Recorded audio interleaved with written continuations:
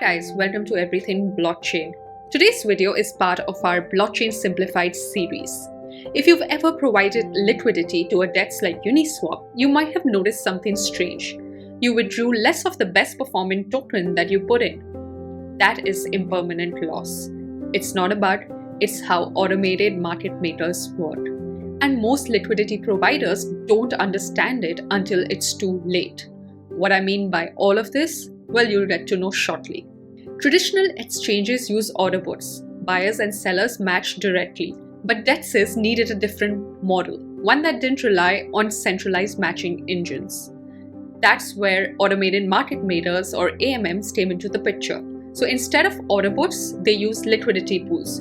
You deposit 2 tokens, traders swap against your liquidity, you earn fees. It's that simple. But not quite. Because when prices move, the pool automatically rebalances. And that rebalancing is what costs you as an LP. So let's understand all of this with an example because it's bound to make things clearer. You deposit 1 ETH and 2000 USDC into a 50-50 pool. At this moment, the ETH is worth 2000 USDC just to keep the calculation simple. Now the pool uses a formula. X times Y equals K. The product of both token quantities stays constant, the K. When traders buy ETH, they add USDC and remove ETH. The pool adjusts prices to keep that product the same. Now imagine a scenario where the ETH price doubles to 4000 USDC. Arbitrageurs notice the pool still prices ETH lower than what is trading in the external markets. So they buy this cheap ETH from this pool, adding more USDC and removing ETH until the pool's price matches everywhere else. When the dust settles, your pool has rebalanced. So now you roughly hold 0.7 ETH as opposed to the 1 ETH that you had deposited and 2,828 USDC.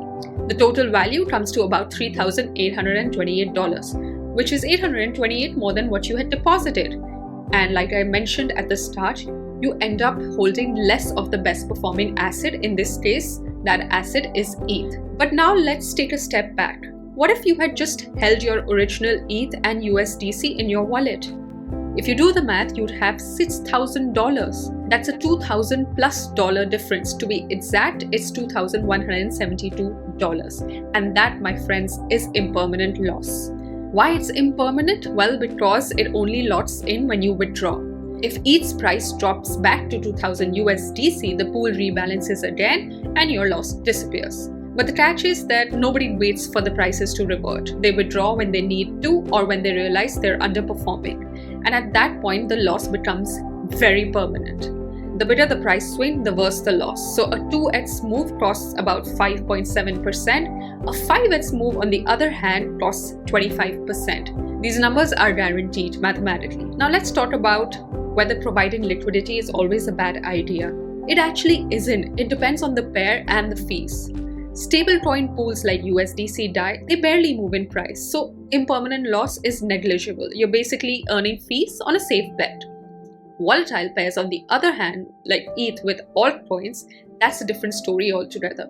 Prices can swing hard, and impermanent loss can easily outpace your fee income. And then there's also concentrated liquidity. You can concentrate liquidity in tight price ranges for higher fees. But if your price leaves the range, the impermanent loss accelerates and you stop earning fees entirely.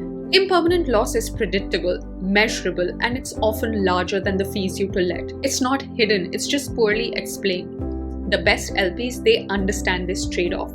They're not chasing the APY, they're pricing the rebalancing risk against the fee generation. Everyone tends to learn the hard way that providing liquidity isn't the same as holding. So the key is to run the numbers before you LP. And that's it, we're done. I'll be back soon. Till then, take care. Bye.